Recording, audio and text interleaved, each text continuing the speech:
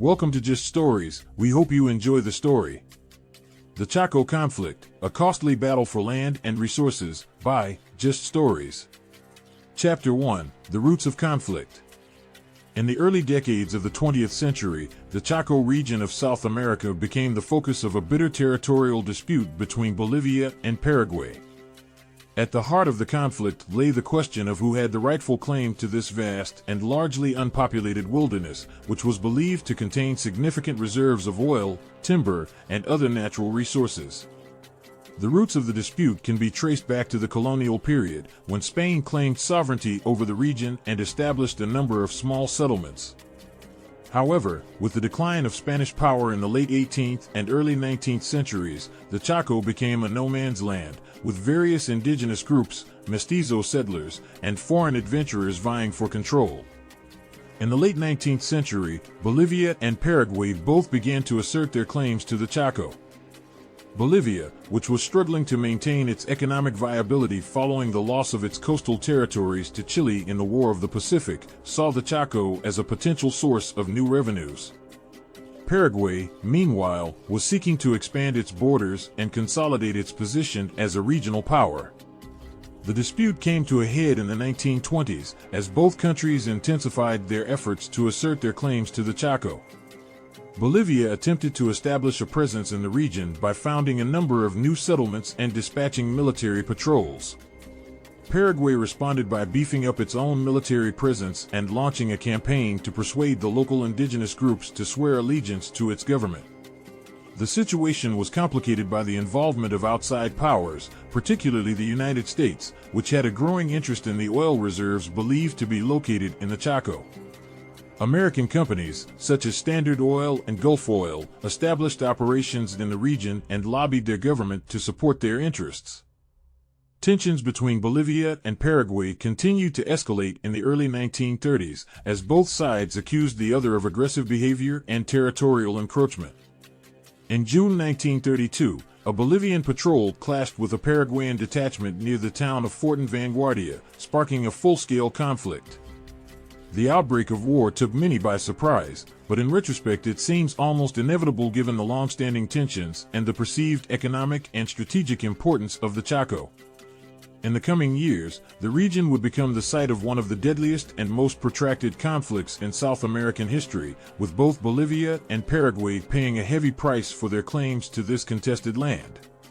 Chapter 2, Mobilizing for War. The outbreak of hostilities in the Chaco in 1932 caught both Bolivia and Paraguay off guard. Neither country was fully prepared for the rigors of modern warfare, let alone the challenges posed by fighting in the remote and inhospitable terrain of the Chaco. In the months that followed, both sides scrambled to mobilize their forces and equip them for battle. Bolivia had an initial advantage in terms of numbers, with a larger standing army and a greater population from which to draw recruits.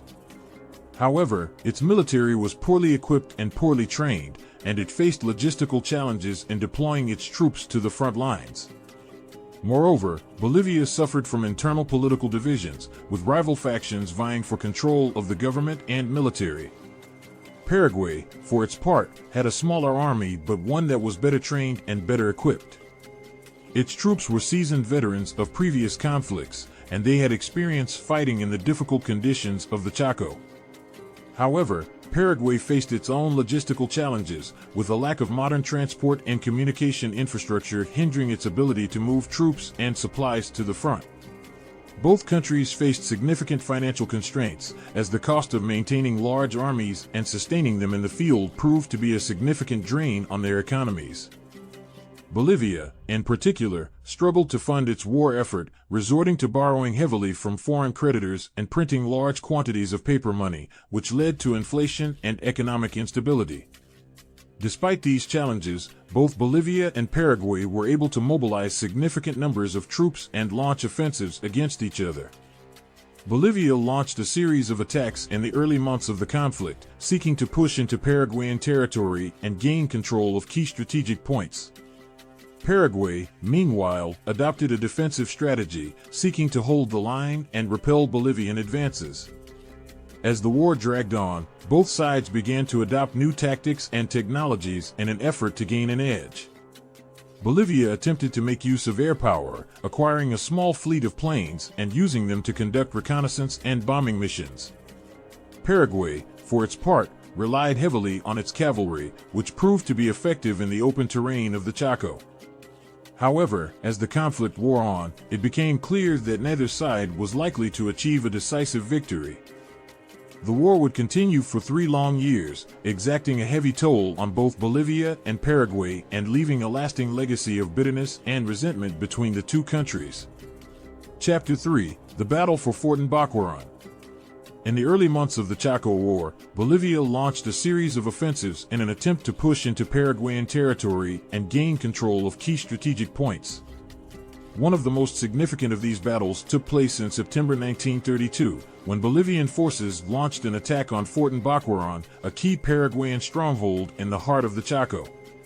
Fort Bacquaran was a heavily fortified position, situated on a rocky hill overlooking a plain that was ideal for cavalry maneuvers. It was defended by a garrison of around 200 Paraguayan soldiers, who were well equipped and well trained, with machine guns, mortars, and artillery pieces at their disposal. The Bolivian attack on Fort Bacquaran was preceded by a heavy bombardment, with artillery and planes raining down shells and bombs on the fortifications. The Paraguayan defenders held out for several days, repelling wave after wave of Bolivian assaults. However, the Bolivians eventually succeeded in breaching the defenses, using dynamite and satchel charges to blow holes in the fortifications. The fighting was fierce and bloody, with hand-to-hand combat taking place in the trenches and bunkers of the fort. The Paraguayans fought tenaciously, but they were eventually overwhelmed by the superior numbers and firepower of the Bolivians. The battle for Fort Bacquaran was a significant victory for Bolivia, giving them control of a key strategic position in the Chaco and boosting their morale after a series of setbacks. However, the victory came at a heavy cost, with both sides suffering significant casualties. The Paraguayans lost around 70% of their garrison, including many of their most experienced officers and soldiers. The Bolivians suffered heavy losses as well, with estimates ranging from 500 to 2,000 killed and wounded. The capture of Fort Bacquaran marked a turning point in the Chaco War, with Bolivia now in control of a key stronghold that gave them a strategic advantage in the conflict. However, the war would continue for another 2.5 years, with both sides suffering further losses and engaging in brutal trench warfare in the harsh and unforgiving terrain of the Chaco. The legacy of the battle for Fort Bacquaran would be felt for decades to come, as the bitterness and resentment between Bolivia and Paraguay lingered long after the guns fell silent. Chapter 4: Stalemate and Diplomacy. After the initial fighting in the Chaco War, both Bolivia and Paraguay found themselves locked in a bitter stalemate.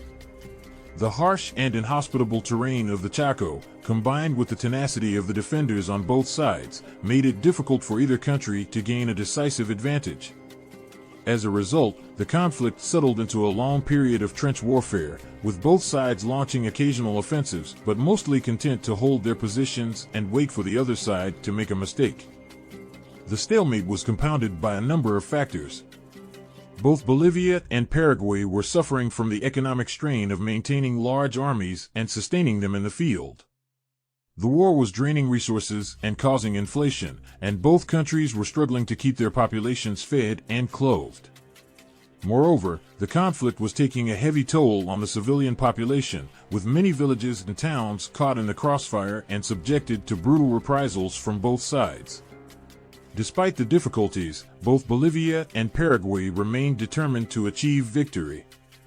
However, by mid-1934, it became clear that neither side was likely to gain a decisive advantage through military means alone. As a result, both countries began to explore diplomatic options for resolving the conflict.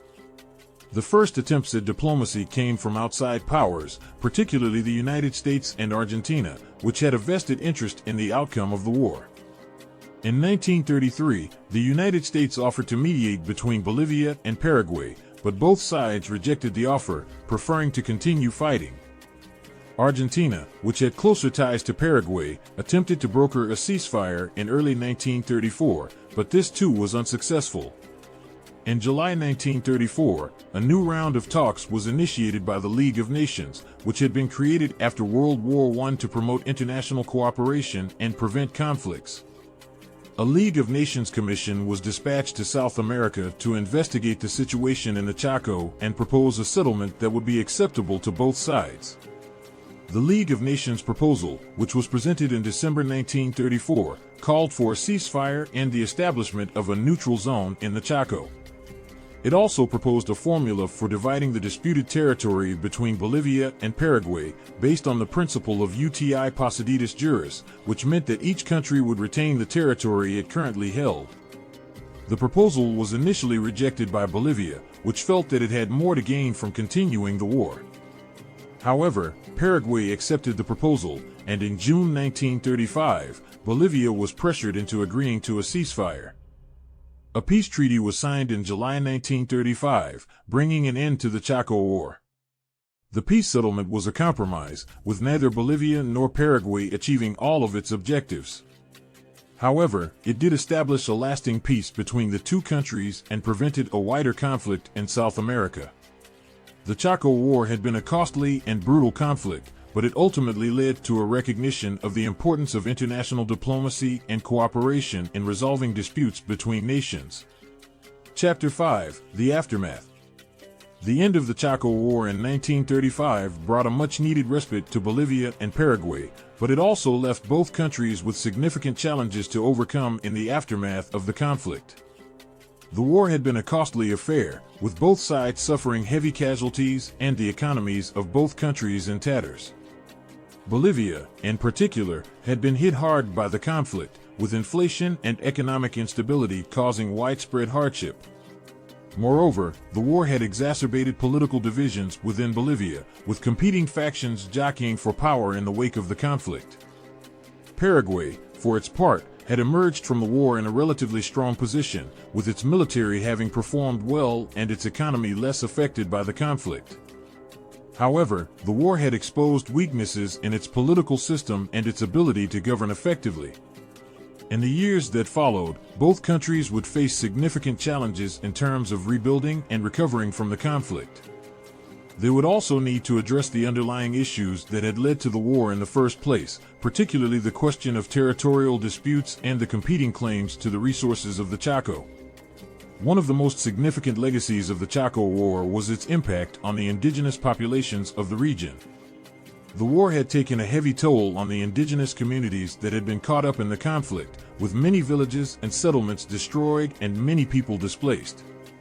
Moreover, the war had exacerbated existing tensions between different indigenous groups who had been pitted against each other by the warring nations. In the years that followed the war, both Bolivia and Paraguay would grapple with the question of how to integrate the indigenous populations of the Chaco into their societies and provide them with greater economic and political opportunities. While progress would be slow, the legacy of the Chaco War would ultimately lead to greater recognition of the rights and needs of indigenous communities in both countries. The Chaco War also had broader implications for the political and strategic landscape of South America. The conflict had demonstrated the limits of military power in resolving disputes between nations, and it had highlighted the importance of international diplomacy and cooperation in resolving conflicts peacefully. Moreover, the involvement of outside powers, such as the United States, had underscored the strategic importance of the Chaco and the potential for regional conflicts to have wider implications. Ultimately, the Chaco War would be remembered as a costly and brutal conflict that had left lasting scars on both Bolivia and Paraguay. However, it would also be remembered as a pivotal moment in the history of South America, one that had underscored the importance of peace and cooperation in resolving conflicts between nations. Thank you for watching our story. Don't forget to like, share, and subscribe, so you don't miss out on our next video.